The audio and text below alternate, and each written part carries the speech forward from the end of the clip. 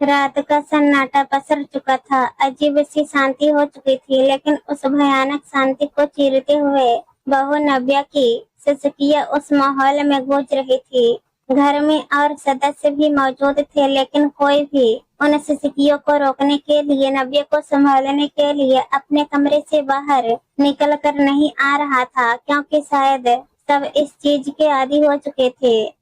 अब तो ये हर रोज का ही किस्सा हो चुका था।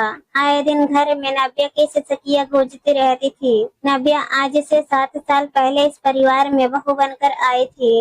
घर में सास ससुर गगन जी और मधु जी, पति मयंक और ननद तनु थे। जब नव्या शादी होकर इस घर में आई थी, उस समय वो टीजीटी की पोस्ट पर एक अच्छे स्कूल में जॉब करती थी। उसकी सैलरी भी 35 से 40 हजार रुपए के लगभग थी। घर का माहौल ठीक था और उसे अपनी नौकरी जारी रखने की पूरी इजाजत थी, इसलिए उसे ज्यादा कोई परेशानी भी नहीं हुई। परिवार के लोगों की तरफ से उसे पूरा सहयोग था। मयंक भी एक एमएनसी में काम करता था। सब कुछ ठीक चल रहा था। कुछ समय बाद वो प्रेग्नेंट हो गई और उसने बेटे प्रतीक को जन्म दिया। कुछ समय तो वो मातृत्व अवकाश पर रही, फिर उसके बाद उसने अपनी नौकरी वापस ज्वाइन कर ली। सुबह वो अपना खाना बनाकर स्कूल चले जाती थी और पीछे मधु जी प्रिंस को संभाल लेती थी। घर की साफ सफाई के लिए हाउस हेल्प आती थी। सब कुछ सही चल रहा था कि 2 साल पहले गगन जी और मधु जी का एक्सीडेंट हो गया। एक्सीडेंट इतना भयानक था कि गगन जी तो उस हादसे में चल बसे, लेकिन मधु जी को इतनी चोटें आई थी कि 20 दिन तो वो अस्पताल में ही रही थी। जब वापस आई तो उन्हें भी देखभाल की जरूरत थी। अब स्थिति ये थी कि घर में हर समय किसी न किसी का होना जरूरी था। हालांकि पैसों की भी जरूरत थी, क्योंकि मधु जी का इलाज चल रहा था और घर में 15 दिन का गगन जी का कार्यक्रम भी हुआ था। काफी पैसा लगना था। मयंक और नव्या ही पूरी तरह से अपने पैरों पर खड़े थे, जबकि तनु की अभी अभी पढ़ाई पूरी हुई थी और उसने नई नई जॉब ज्वाइन की थी, पर अब मजबूरी थी। आखिर उसके बेटे को मधु जी और पूरे घर को उसकी जरूरत थी। इस कारण आखिर नव्या को ही अपनी नौकरी छोड़नी पड़ी। खैर, नौकरी छोड़कर नव्या ने बहुत मेहनत से अपने तन मन से अपने घर को संभाल लिया। सुबह 5 बजे से उठकर वो जो घर के कामों में लगती तो पूरा दिन उसका कामों में ही निकल जाता। सुबह उठकर सबका नाश्ता बनाना, मयंक, तनु और प्रिंस का टिफिन तैयार करना, सबके सारे काम समय पर तैयार रखना, मधु जी को नहलाना धुलाना, उन्हें तैयार करना, उन्हें दवाई देना, उनका चाय नाश्ता सब समय पर देना, हर चीज का वो ध्यान रखती थी। तनु तो शाम को ही थकी हारी घर पर आती थी, इस कारण ज्यादा कुछ मदद नहीं करा पाती थी। उसकी मेहनत ही थी कि धीरे धीरे मधु जी ठीक होने लगी थी, अपने पैरों पर खड़ी होने लगी थी। अपने छोटे मोटे काम तो वो खुद करने लगी थी। जब वो थोड़ी ठीक हुई तो पिछले साल तनु के लिए भी एक अच्छा सा लड़का देखकर उसकी शादी भी करवा दी।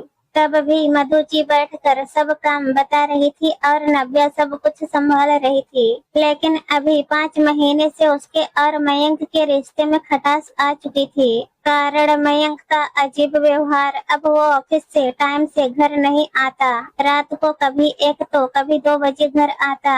अब कई बार तो दूसरे दिन ही घर पर आता। नव्या जब भी पूछती तो एक ही बहाना करता, ऑफिस में बहुत काम था, बिल्कुल फुर्सत ही नहीं मिलती। उसकी बात सुनकर नव्या कुछ नहीं कहती। आखिर उसे भी यही लगता था कि मयंक सच कह रहा है। लेकिन एक दिन मयंक बाथरूम में था। उस समय उसके मोबाइल की रिंग बज रही थी। वैसे तो नव्या कभी उसका मोबाइल उठाती नहीं थी, लेकिन पता नहीं कैसे उस दिन उसने उसका मोबाइल उठाया। उसके हेलो बोलने से पहले ही सामने से आवाज आई, अरे यार, कब तक आओगे घर पर? याद है ना, आज हमारी डेट है, पिछली बार की तरह लेट मत हो जाना। सुनकर नव्या सकेत में आ गई। जब नव्या ने कुछ नहीं कहा तो सामने से फिर आवाज आई, अब जवाब क्यों नहीं दे रहे हो? सॉरी, आप कौन बोल रही हो? कांपते हुए होठों से नव्या ने कहा, लेकिन जवाब मिलने की जगह फोन ही कट हो गया। उसके बाद नव्या ने मयंक का फोन चेक किया तो कोई नैना नाम की लड़की थी, जिससे मयंक घंटों तक बात करता था। यहाँ तक कि उनके व्हाट्सएप चैटिंग पढ़कर नैना का दिमाग पूरी तरह से सुन्न हो चुका था। जब मयंक बाथरूम से बाहर निकला तो नव्या के हाथ में अपना मोबाइल देखकर एक पल के लिए तो वहीं ठिठक कर खड़ा रह गया। उसे देखकर नव्या ने कहा, ये नैना कौन है? कोई नहीं, हमारी कंपनी की क्लाइंट है, इससे ज्यादा कुछ नहीं। मयंक नजरें नीचे किए हुए हड़बड़ाकर फटाफट तैयार होते हुए बोला, सचमुच सिर्फ क्लाइंट है? नव्या के सवाल को सुनकर मयंक कुछ नहीं बोला, फटाफट तैयार हुआ और बिना नाश्ता किए ही अपना मोबाइल और बैग लेकर रवाना हो गया। नव्या ठगी सी उसे जाते हुए देखती रह गई। उसके बाद मयंक नव्या से बचने लगा था। उस रात तो वो घर आया ही नहीं, लेकिन जब भी घर आता तो रात को लेट ही आता और आते ही फटाफट जाकर कमरे में सो जाता है। लेकिन कुछ दिनों से नव्या अब सवाल करने लगी थी, पर अभी भी मयंक जवाब नहीं दे रहा था। लेकिन एक रविवार सुबह जब सब लोग नाश्ता कर रहे थे, उस समय मयंक भी वहीं था और उसी समय नैना का फोन आया तो मयंक नाश्ता करता हुआ ही बीच में से उठकर बाहर चला गया। यह देखकर नव्या का दिमाग खराब हो गया और उस दिन उसने मधु जी के सामने ही मयंक से सवाल करना शुरू किया, आखिर चल क्या रहा है तुम्हारी और नैना के बीच में? बताते क्यों नहीं हो मुझे? अचानक नव्या ने कहा तो मधु जी हैरानी से मयंक और नैना की तरफ देखने लगे। मयंक उठकर अंदर जाने लगा तो नव्या ने अंदर जाने नहीं दिया। यह देखकर मधु जी बोली, बहू क्या कह रही हो तुम? मम्मी जी पूछिए अपने बेटे से कि क्या कह रही हूँ मैं? आखिर नैना कौन है? क्या रिश्ता है इनका उसके साथ? ये सुनकर मधु जी ने मयंक से नैना के बारे में पूछा तो मयंक नजरें नीचे किए हुए वहाँ से बाहर निकलने लगा। लेकिन नव्या दरवाजे पर खड़ी हो गई। बताओ मुझे, जवाब चाहिए मुझे। क्यों धोखा दे रहे हो तुम मुझे? आखिर कहाँ कमी रह गई थी हमारे रिश्ते में जो तुमने मेरे साथ ये धोखा किया? मुझे तुम पसंद नहीं हो, अब खुद को देखा है तुमने? क्या है तुम में ऐसा जो अब मैं तुमको पसंद करूं? मुझे मॉडर्न पत्नी चाहिए थी जो मेरे कदम से कदम मिलाकर चल सके, लेकिन तुम तो घरेलू महिला बनकर रह गई।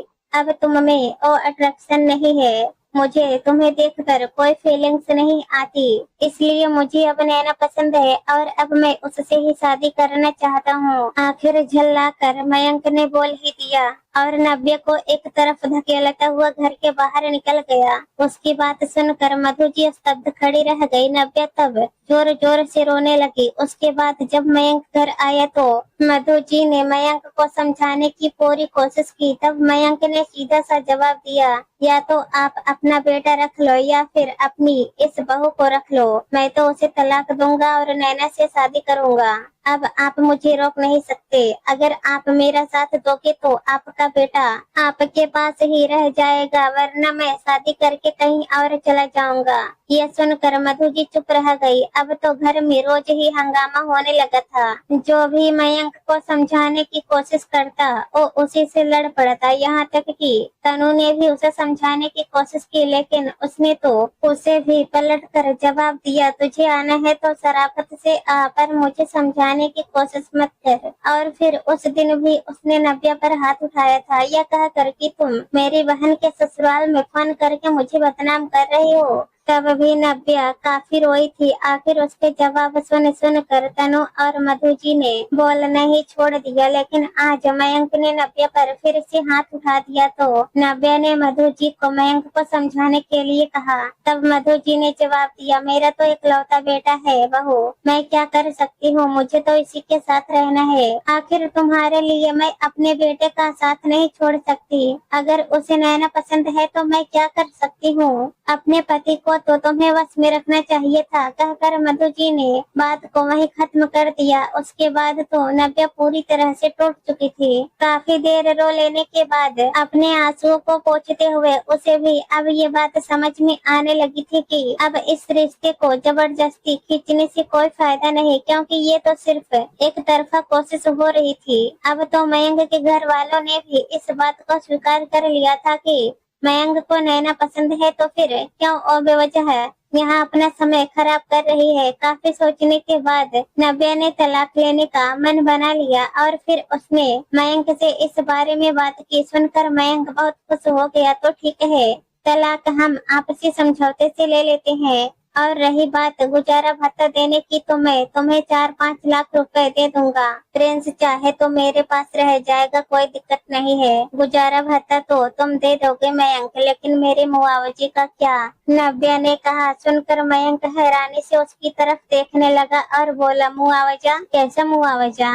मैंने भी अपने पैरों पर खड़े होने के लिए काफी मेहनत की थी। जब मैं शादी होकर इस घर में आई थी तो एक अच्छी खासी नौकरी करती थी, पर तुम्हारे परिवार को संभालने के चक्कर में मैंने अपनी नौकरी छोड़ दी, अपना बना बनाया कैरियर छोड़ दिया। जिस समय मैंने नौकरी छोड़ी थी उस समय मेरी मासिक तनख्वाह 65,000 रुपए हो चुकी थी, जो इन 2 सालों में और बढ़ जाती। और अब इस मोड़ पर तुमने मुझे धोखा दिया है, तो मुझे मेरे इस नुकसान का मुआवजा चाहिए जिसकी मैं हकदार हूँ। अचानक नव्या ने कहा तो मयंक के पैरों तले जमीन खिसक गई। कैसी बकवास कर रही हो तुम? भला कभी ऐसा होता है क्या? मयंक चिढ़ते हुए बोला। क्यों नहीं होता मयंक, ऐसा होता है। और सुप्रीम कोर्ट की नई व्यवस्था के अनुसार ऐसा जरूर होता है। धोखा तुमने दिया, शादी तुम तोड़ना चाहते थे, पर इन सब में मेरा कैरियर तो बलि चढ़ गया। अब अगर मैं नौकरी की शुरुआत भी करती हूँ तो जिस जगह पर मैंने नौकरी छोड़ी थी उस जगह पर मुझे वो सैलरी नहीं मिलेगी। मुझे तो कम में ही नौकरी पर लगना पड़ेगा। नव्या ने कहा। यह सुनकर मयंक चिढ़ते हुए बोला,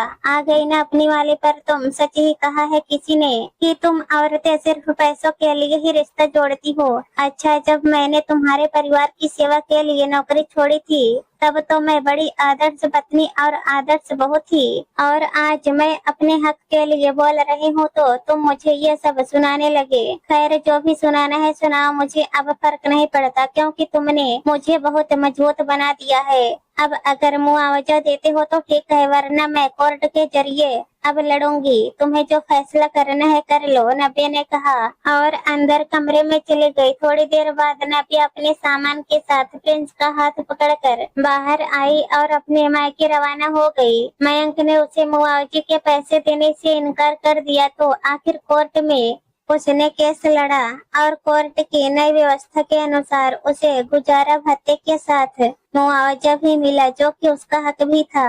इसके बाद नव्या ने दोबारा अपने करियर की शुरुआत की। हालांकि अब इतनी सैलरी नहीं थी, पर सम्मान जरूर था और प्रिंस की देखभाल भी अब वो खुद ही कर रही थी। दोस्तों, कहानी पसंद आए तो हमारे चैनल को सब्सक्राइब कर देना। धन्यवाद।